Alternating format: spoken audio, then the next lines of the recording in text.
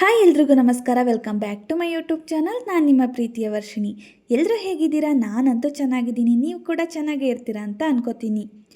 ಇವತ್ತು ಅಮ್ಮನ ಮನೇಲಿ ನವಗ್ರಹ ಪೂಜೆ ಇಟ್ಕೊಂಡಿದ್ರು, ಹಾಗಾಗಿ ನೆನ್ನೆ ನೈಟೇನೆ ಬಂದಿದ್ವಿ. ಬೆಳಗ್ಗೆ ಎದ್ದು ಬರೋದಕ್ಕೆ ಲೇಟ್ ಆಗುತ್ತೆ ಅಂತ ಹೇಳಿ ಇನ್ನು ಬೆಳಗ್ಗೆ ಬೇಗನೆ ಎದ್ದು ಸ್ನಾನ ಮಾಡಿಕೊಂಡು ರೆಡಿಯಾಗಿಬಿಡೋಣ ಅಂತ ಹೇಳಿ ನೈಟೇನೆ ಅಂಡೆ ಒಲೆಗೆ ಗುರಿ ಹಾಕಿದ್ರು ಅಮ್ಮ. ಇನ್ನು ನನ್ನ ಮಗ ಅಂತೂ ನಮ್ಮ ಜೊತೆನೇ ಎದ್ಬಿಟ್ಟಿದ್ದ. ಹೋಗು ಮಲ್ಕೊ ಅಂದ್ರೂ ಹೋಗ್ತಾ ಇಲ್ಲ, ನಮ್ಮ ಜೊತೆನೇ ಎದ್ದು ನಾನು ಒಲೆ ಉರಿಸ್ಬೇಕು ಅಂತೇಳಿ ನಿಂತಿದ್ದಾನೆ ನೋಡಿ.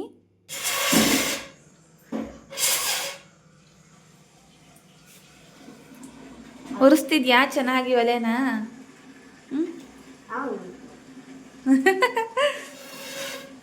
ಹತ್ಕೊಂತ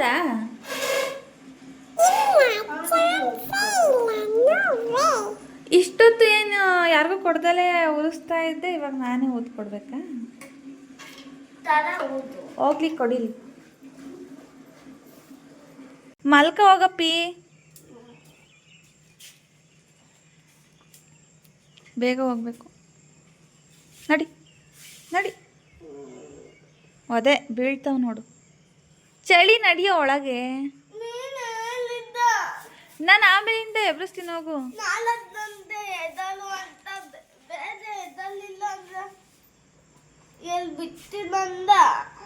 ನಾನು ಯಾವಾಗಂದೆ? ನಾನು ಹೇಳಿದ್ದು 7 ಗಂಟೆಗೆ ಎದ್ದೇಳಬೇಕು ಅಂತ. 7 AM ಎದ್ದೇಳಬೇಕು ಅಂತ ಹೇಳಿದ್ದು ನಾನು. 7ಗೆ ಇಲ್ಲಪ್ಪ, 7ಗೆ ಹೇಳಿದ್ದು ನಾನು. 4 ಗಂಟೆಗೆಲ್ಲ ನಾನು ಹೇಳಿದ್ದು 7ಗೆ.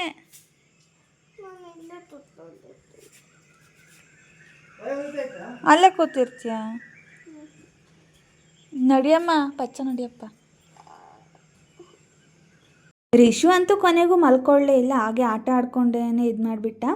ಇನ್ನು ಪೂಜೆಗೆ ಬೇಕಾಗಿರೋ ಐಟಮ್ಸ್ಗಳನ್ನೆಲ್ಲ ನೆನ್ನೆನೇ ನಮ್ಮಪ್ಪ ಹೋಗಿ ಮಾರ್ಕೆಟಲ್ಲಿ ತೊಗೊಂಡು ಬಂದಿತ್ತು. ಇಲ್ಲಿ ಎಷ್ಟು ರೇಟ್ ಇದೆ ನೋಡಿ, ಮಾರ್ಕೆಟಲ್ಲಿ ಅದಕ್ಕಿಂತ ಅರ್ಧಕ್ಕೆ ಅರ್ಧ ಕಡಿಮೆ ರೇಟು ನೋಡಿ. ಹೂಗಳೆಲ್ಲ, ಹಾರಗಳಿದಾವಲ್ಲ, ಅವೆಲ್ಲ ತುಂಬಾ ಕಡಿಮೆ ರೇಟಿಗೆ ಸಿಕ್ಕಿದೆ ಮಾರ್ಕೆಟಲ್ಲಿ. ಅದೇ ನಾವು ಇಲ್ಲಿ ತೊಗೋಬೇಕು ಅಂದರೆ ನೋಡಿ, ಈ ಹಾರಗಳೆಲ್ಲ 50 ರೂಪಾಯಿ ಒಂದು ಹಾರ ಇರುತ್ತೆ. ಅದೇ ಮಾರ್ಕೆಟಲ್ಲಿ ತುಂಬಾ ಕಡಿಮೆ ರೇಟು, ಅರ್ಧಕ್ಕೆ ಅರ್ಧ ರೇಟ್ ಇರುತ್ತೆ.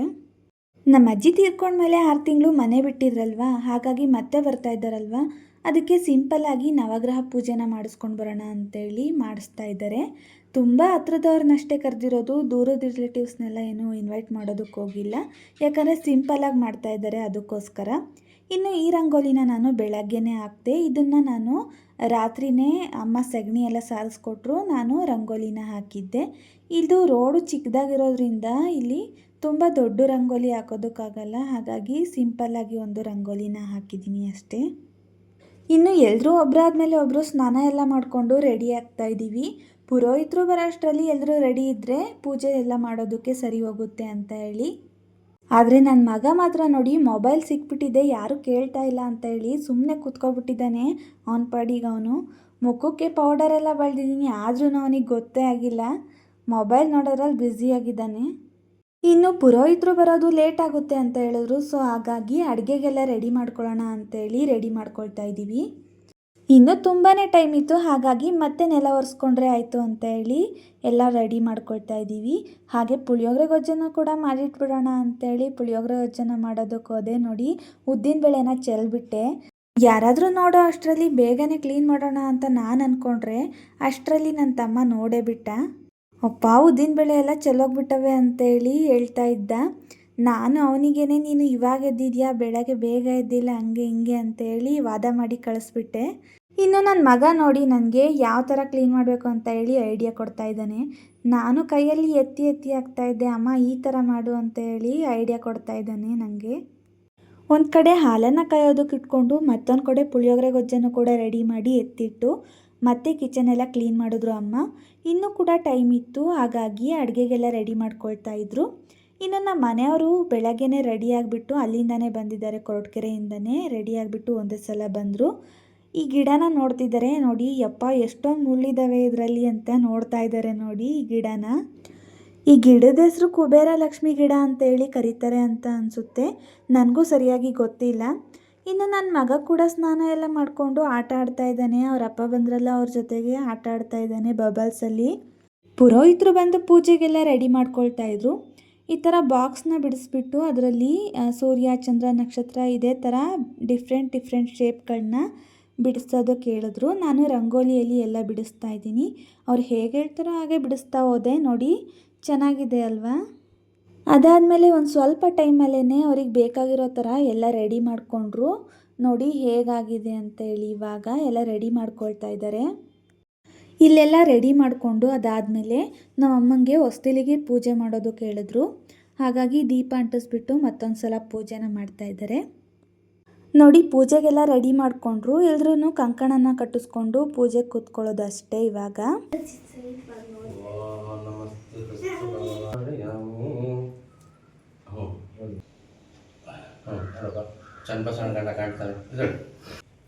ಸೂಪರ್ ಇದೆಯಾ ಬಿಡು.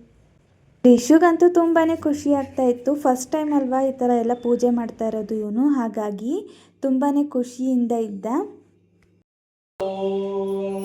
ಓಂ ಗುರುದೇವೋ ಮಹಾದೇವೋ ಗುರುದೇವೋ ಸದಾಶಿವಃ ಗುರು ಸಾಕ್ಷಾತ್ ಪರಬ್ರಹ್ಮ ತಸ್ಮೈ ಶ್ರೀ ಗುರುವಾರಯಾಮಿ ಓಂ ಗುರು ಸ್ವಾಹ ಗಂಗಾ ಮಾತವಾರಯಾಮಿ ಸ್ಥಾಪಯಾಮಿ ಪೂಜಯಾಮಿ ಓಂ ಗಂಗಾ ದೇವತಾಭ್ಯೋ ನಮಃ.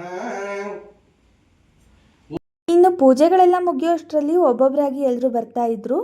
ಪೂಜೆ ಮುಗ್ದಿದ ತಕ್ಷಣ ನಾವು ಕೂಡ ಅಡುಗೆ ಮಾಡೋದಕ್ಕೆ ಸ್ಟಾರ್ಟ್ ಮಾಡ್ಕೊಂಡ್ವಿ. ಎಲ್ಲನೂ ರೆಡಿ ಮಾಡ್ಕೊಂಡಿದ್ವಲ್ಲ, ಹಾಗೆ ಬೇಗನೆ ಸ್ಟಾರ್ಟ್ ಮಾಡ್ಕೊಂಡ್ವಿ. ಒಳಗಡೆ ಸ್ಟವಲ್ಲಿ ಪಾಯಸ, ಹಾಗೆ ಬಜ್ಜಿ, ಹಪ್ಪಳ ಆ ಥರ ಮಾಡ್ಕೊಂಡ್ವಿ. ಹೊರಗಡೆ ಸಾಂಬಾರು, ಅನ್ನ ಅದನ್ನೆಲ್ಲ ಇಟ್ಕೊಂಡು ಮಾಡಿದ್ವಿ. ಇವಾಗ ಏನೇನು ರೆಡಿಯಾಗಿದೆ ಅಂತ ಹೇಳಿದ್ರೆ ಅನ್ನ, ಸಾಂಬಾರು, ಮೆಣಸಿನ್ಕಾಯಿ ಬಜ್ಜಿ, ಪುಳಿಯೋಗರೆ, ಕಾಳುಳಿ, ಹೆಸರುಬೇಳೆ ಇಷ್ಟನ್ನು ಕೂಡ ರೆಡಿ ಮಾಡಿಟ್ಟಿದ್ದೀವಿ. ಹಾಗೆ ಹಪ್ಪಳ ಇಷ್ಟನ್ನು ಕೂಡ ರೆಡಿ ಮಾಡ್ಕೊಂಡಿದ್ದೀವಿ. ತುಂಬ ಏನು ಐಟಮ್ಸ್ಗಳೇನು ಮಾಡೋದಕ್ಕೆ ಹೋಗಲಿಲ್ಲ. ಇನ್ನು ನನ್ನ ಮಗ ಹಾಗೆ ನನ್ನ ತಮ್ಮ ಇಬ್ಬರು ಸೇರಿಕೊಂಡು ನಮಗೆ ಊಟ ಬಿಡಿಸ್ತಾಯಿದ್ರು. ನನ್ನ ಮಗ ನೋಡಿ ಉಪ್ಪು ಎಷ್ಟೊಂದು ಹಾಕಿದ್ದಾನೆ ಅಂತ ಹೇಳಿ. ನಮ್ಮ ಅಮ್ಮ ಉಪ್ಪು ತಿಂದು ಚೆನ್ನಾಗಿರಲಿ ಅಂತ ಹೇಳಿ ಇಷ್ಟು ಹಾಕಿದ್ದಾನೆ ಉಪ್ಪು.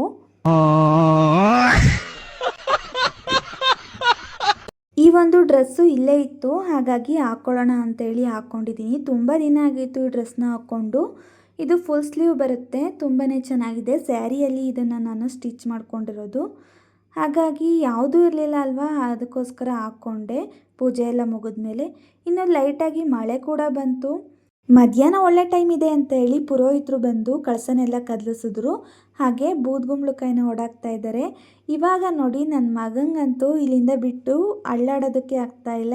ವೈ ಐ ಡೋಂಟ್ ಅಂಡರ್ಸ್ಟ್ಯಾಂಡ್ ಇಲ್ಲ, ಯಾಕಂತ ಹೇಳಿದ್ರೆ ಅದರೊಳಗಡೆ ಕಾಯಿನ್ಸ್ ಹಾಕಿದ್ರಲ್ವ, ಅವರಪ್ಪ ಕೊಡೋದಕ್ಕೆ ಹೋದರೆ ಅದು ಕೂಡ ಬೇಡ ಅಂತ ಇದ್ದಾನೆ. ಅದರೊಳಗಿರೋದೇ ಬೇಕು ಅಂತ ಹೇಳಿ ನಿಂತಿದ್ದಾನೆ. ಎಲ್ಲ ನೋಡಿಬಿಟ್ಟಿದ್ದಾನೆ. ಈ ಥರ ಕುಂಬಳಕಾಯಿ ಹೊಡೆದಾಕ್ದಾಗ ಅದರಲ್ಲಿ ಕಾಯಿನ್ಸ್ ಇರೋದನ್ನು ಮಕ್ಕಳು ಆಯ್ಕೊಳ್ಳೋದನ್ನು ನೋಡಿದ್ದಾನೆ. ಅದೇ ಥರ ನಾನು ಎತ್ಕೋಬೇಕು ಅಂತೇಳಿ ಕಾಯ್ಕೊಂಡು ನಿಂತ್ಕೊಂಡಿದ್ದಾನೆ. ಅವನು ಅದು ತಗೋಬೇಕು ಅಂತ ಇರೋದು, ಇದಲ್ಲ ನಿನ್ನ ಹತ್ರ ಇರೋದಲ್ಲ. ಕೊನೆಗೂ ಎಲ್ರನ್ನ ಕೇಳಿ ಒಪ್ಪಿಸ್ಕೊಂಡು ಎತ್ಕೊತಾ ಇದ್ದಾನೆ ನೋಡಿ ಆ ದುಡ್ಡನ್ನೆಲ್ಲ. ಎಷ್ಟಾಯ್ತು?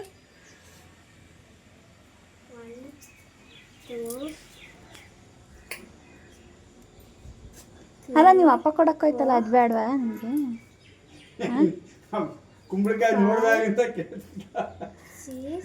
ಅವ್ರ ಅಪ್ಪ ಕೊಡಕ್ಕೋಯ್ತು ಚೇಂಜು, ಬೇಡ ಅಂತ ಬಂದ. ಅದು ನಂಗೆ ಬೇಡ ಕಣಪ್ಪ ಅಂತ.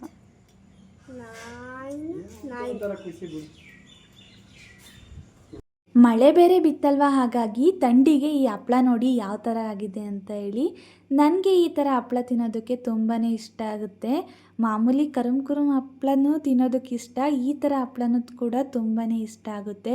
ಹುಳಿ ಜೊತೆ ತಿನ್ನೋದಕ್ಕಂತೂ ಇನ್ನೂ ಚೆನ್ನಾಗಿರುತ್ತೆ. ನನ್ನ ಮಗನ ಊರಿಗೆ ಹೋಗೋಣ ಬಾ ಅಂತ ಕರೆದಿದ್ದಕ್ಕೆ ನೋಡಿ ಓವರ್ ಡ್ರಾಮಾ ಆಗಿಬಿಟ್ಟು ನನ್ನನ್ನೇ ಬಯಸ್ಬಿಟ್ಟು.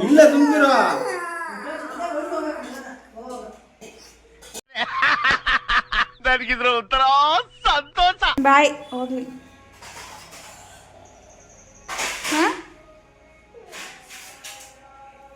ನಮ್ಮ ಹಸ್ಬೆಂಡು ಡ್ಯೂಟಿ ಮುಗಿಸ್ಕೊಂಡು ಬಂದಾದಮೇಲೆ ನಾವು ಕೂಡ ಕೊರಟಗೆರೆಗೆ ಹೋಗೋಣ ಅಂತೇಳಿ ಹೊರಡ್ತಾ ಇದ್ದೀವಿ. ಹೋಗ್ತಾ ಹಾಗೆ ಬ್ಯೂಟಿಫುಲ್ ಆಗಿರೋ ಸನ್ಸೆಟ್ನ ಕೂಡ ನೋಡ್ಕೊಂಡು ಬಂದ್ವಿ. ಇಲ್ಲಿಗೆ ನಾನು ಈ ವ್ಲಾಗ್ನ ಎಂಡ್ ಮಾಡ್ತಾ ಇದ್ದೀನಿ. ವಿಡಿಯೋ ಇಷ್ಟ ಆದರೆ ಲೈಕ್ ಮಾಡಿ, ಹಾಗೆ ಶೇರ್ ಮಾಡಿ, ಹಾಗೆ ನಮ್ಮ ಚಾನಲ್ನ ಸಬ್ಸ್ಕ್ರೈಬ್ ಮಾಡ್ಕೊಳ್ಳಿ.